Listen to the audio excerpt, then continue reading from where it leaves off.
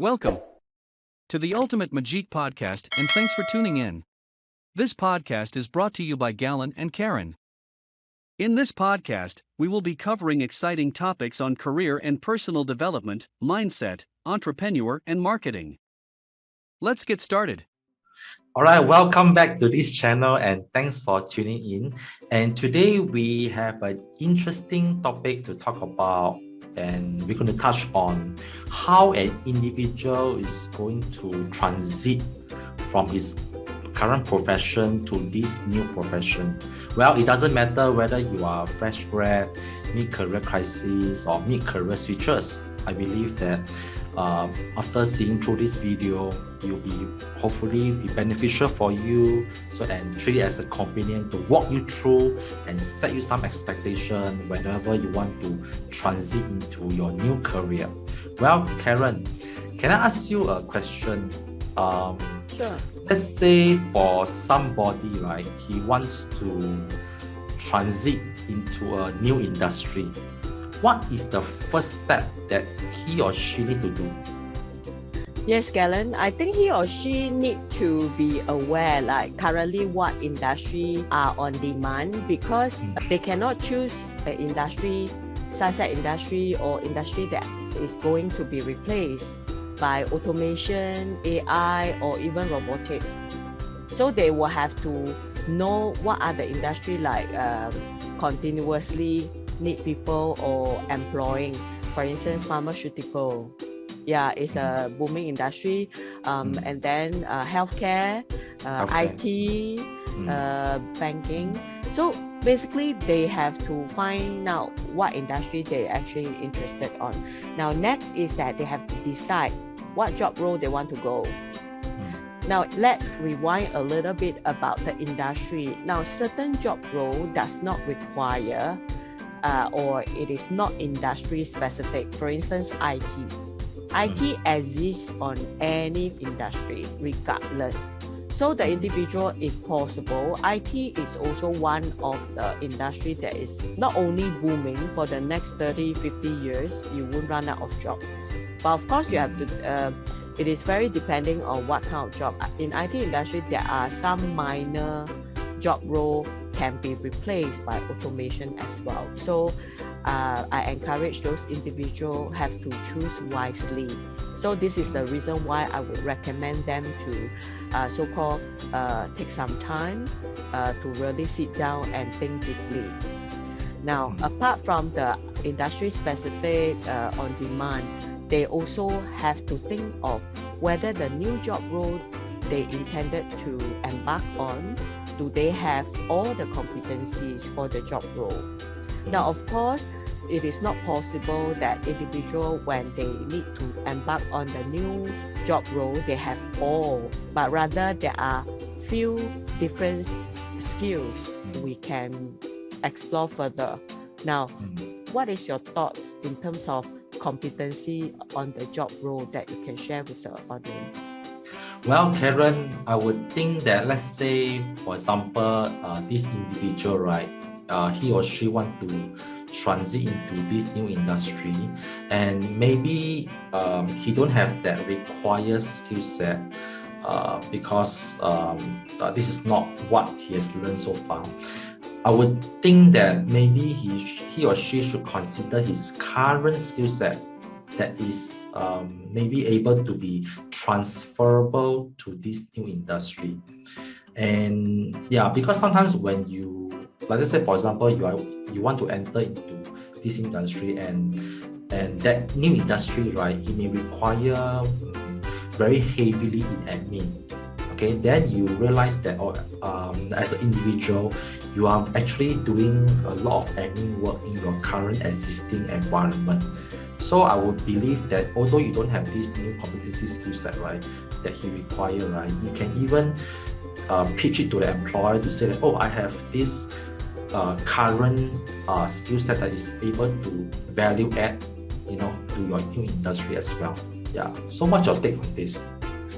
Gallen, I also agree with what you said. In fact, let me give an example for the transferable skills.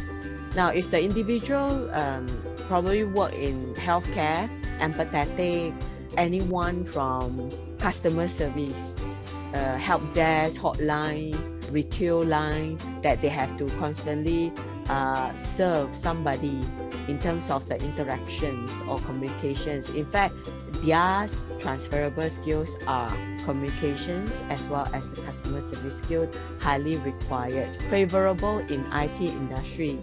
So individual like this would definitely given the advantage in IT industry.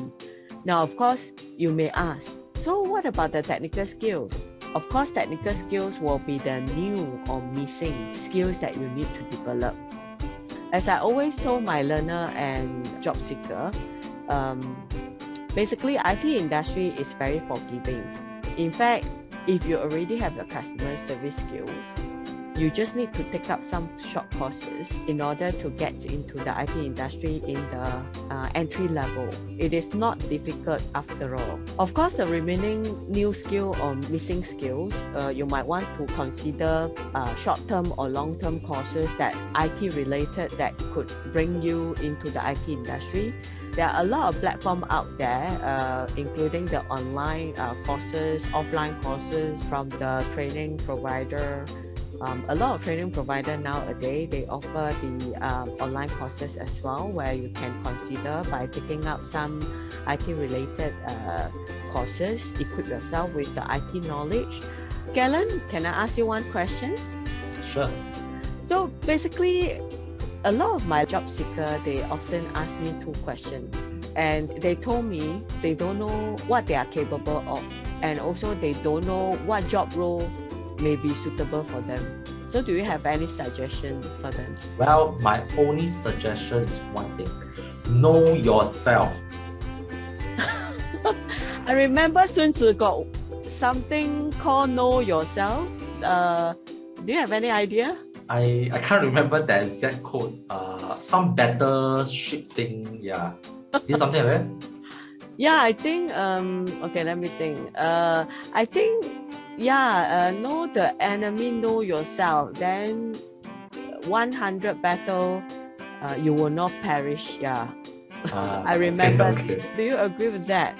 Yes, definitely. Because you have to know yourself first, right? Before you can even battle with the competitor. Correct. Because the more you understand yourself, the better it is. Like, let's say for example, you really not sure of how do you bring your own competency to this industry. By knowing yourself better, right, you are able to utilize your strength to value add. Yeah, so that's why a lot of job seekers, they are facing this so-called lost sense of directions, because they do not know themselves well enough. But of course, there are tools in the internet, right, that you can even do some personality tests. There are a lot of career assessment tools available, like for example, Rejuvenating, MBTI, or even career construction theory, and many more. You see, all these are available tools that you can even do yourself to identify what is your real strength and weaknesses. But there are some disadvantages of it, because sometimes when you do these tests by yourself, right, you maybe tend to have a little individual bias, that maybe some questions you might not be answering truthfully. So in order to be more accurate, right, I would suggest for any individual to reach out to those professionals that can even guide you to identify what are your real strengths and weaknesses, so that you can better equip yourself and understand more about yourself, to set some expectation before you even transit to this new industry. Yeah, Gallen, I would like to touch on another point. Many of my job seekers actually shared with me about their previous workplace is toxic, burnout, and long hour. What is your view? I would feel that if, let's say for example, this individual, they might be experiencing all these emotionally kind of negative things, like for example, they might sacrifice their time, they might get too emotionally drained. Maybe their environment is too toxic. Maybe their bosses doesn't treat them well. So I also believe that all these negative things, right, will tend to they tend to affect their mental health. And to further illustrate this, right, I will still believe that having self-care is very important. Like, how do you handle this type of situation wherever there's something negative that drains you? Yeah, so maybe I want to hear your views on this. Like, do you think self-care is very important as an individual? Yes, Gallen, definitely self-care is very, very important. Since you asked, many years ago, I have one quite a toxic environment. My immediate superior gave me a lot of torturing in the mental or emotional, so much so that I got nightmare. I don't even dream about my loved one, but I dream about my superior. That was really quite harsh on me. I did not know initially because I stayed there like 6 months, then I moved on already. But later that I know, that's really a significant impact. Right after I tender, my resignation, then I immediately went for interview without any self-care, without any rest at all. So I just proceed and during the interview, I can't even concentrate. Can you imagine interviewer talk to me? I kind of look at him, but my mind got a lot of, Blank. A lot of, it's not blank, it's just like a very disturbing moment. It's like a very busy kind of, There's a lot of worries in your head. It's not a worries, it's a lot of like, why like this, why like that, why, how come it's like that, how, it's a form of, I don't know, should I call it noise or something, I don't know, it's just very disturbed. So whatever he said to me, my mind actually is processing something else, which is from the previous toxic working environment. Wow, that means it's quite traumatized. Yes, very. And then after that, I can at one point just turn my head like that, and then I look out the windows. I can't recall for how long. Oh, okay. And then after that, I look back, and then he's still talking, but I saw he actually stopped. So then suddenly I recall, oh my God, I'm in the interview. Why do I have this kind of reaction of behavior? So then as I walk out, I really have a very deep thinking and deep thought, what's happening to me? And then for that, I took at least 1 month to take good care of myself, to really restore myself. You see, ourselves, we have a lot of components: self-esteem, self-confidence, self-doubt, all the self-efficacy related. It's about self. So I decided to take about 1 month to really sit there and do whatever I wanted, my own pace, and talk to myself, to internalize, to identify what's happening, to slow down, do some drawing. That's what I've done. Whatever that suits me lah. Everyone, when come to self-care, there are people who enjoy activity like yoga, dancing, running, jogging, in order to shake off all these negatives.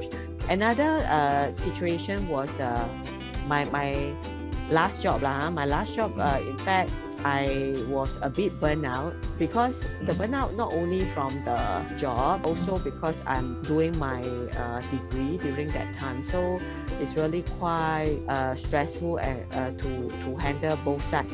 So I quitted. I took 3 months to really rest and sleep.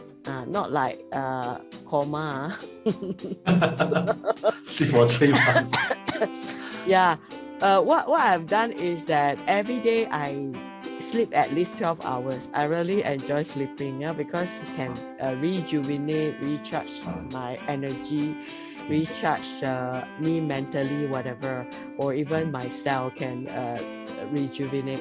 So apart from that, I wake up, I will do window shopping. After window shopping, sometimes I will just pick a coffee shop, sit down, read books, and then look at people passing by, and just enjoy. It's just like enjoy the freedom, the moment of freedom. So after 3 months, I already like spend some time to really think of what I want to do next. So this is where I decided to become a freelancer, to take control of my time and also my well-being. And as you can see, I already survived for such a long time, and I really enjoy it. Yeah, sometimes I also think that when, let's say, this person has been suffer all this like bad experience, it is better to really take a break and refresh yourself and try not to think all these negative things anymore, so that whatever you do, right, you can slowly become more positive. By adopting good habits, then slowly your mindset will start to become more and more positive and more willing to try out new things. Then maybe all these are just temporary experience, but as you slowly try to overcome it, right, then you tend to forget about those bad memories and move on and excel in your new career. So that's why I also believe that a person need to really refresh, recharge themselves, regularly. Exactly. I am very, very agreeable to what you just shared. We just have to really slow down and recharge and just rethink on our next path. What I just want to stress is the self-care. Even until this moment, where I said that my mental are so occupied, I don't know how to describe, but it's just frightened me, to be honest. Even until today, vividly, it's like just yesterday. Yeah, but anyway, this is my own drama. I believe a lot actually have a pretty good situation as compared to mine. And anything that we've forgotten to cover? Anything to add in, Gallen? Maybe I would suggest, let's say, for example, this individual, right, before he or she transit into this new industry, they may be feeling a bit fear, or maybe there's some uncertainties, around their thoughts, or whether are they really prepared to really transit to this new industry. So what do you advise them, for those people who really have this type of fear, uncertainties, or even self-doubt about themselves? I think the self-doubt, the fear of change or uncertainty we discussed in our previous video, right? So I would recommend our viewer to have a look on our video. Now, having said that, let's just quickly touch on what are the possible fear or the change that may happen, or even the uncertainty. So basically, human being, when come to some things that we never tried before, for instance, like the skills gap, definitely the individual will kind of hesitate and wondering whether do I have the right skill set to be able to approach the new job role. They may also think about whether the new industry or job role they are in, whether is there any future for them even. Yeah, because they are new to the industry, so they are unaware. Just like a lot of my job seeker came to me, they wanted to get into IT, but they don't know how, and they have no directions. They don't know what future they have in IT. Yeah, so this is what I'm trying to say. Now, also the last part will be the career progression. Of course, if they are unaware about the future in that industry or specific role, they will definitely concerned about the career progressions, isn't it? Yeah, agree. Because let's say if we really enter into this new industry, the most important thing is to have some clarity and also observe the environment. Sometimes over the years when you work in this environment, if you really feel that this is the direction for you to go and really want to excel in your career, then you can just continue to keep on growing and learning new things in this new environment. But of course, if you really feel that there's nothing to learn, it's a bit stagnant, so I think you have to really reassess yourself to see whether you want to pick up any new skills so that you can even try out new things in your life. Yeah, so that's why having clarity in your goals is very important whenever you transit to this new industry. All right, we have come to the end of today's topic of how you can transit from your current profession to this new industry. And I hope this video is useful for you wherever in your journey is. And let's say if you really like this video, please do support us by comment below and share with us what kind of new topics that you are interested with so that you can produce more of this video just to benefit you. In the next video, we will dive deep into the topics like job search, resume writing, so that you can better equip yourself before you even transit into this new industry. Well, thanks for watching and we will see you in our next video. Bye. Bye.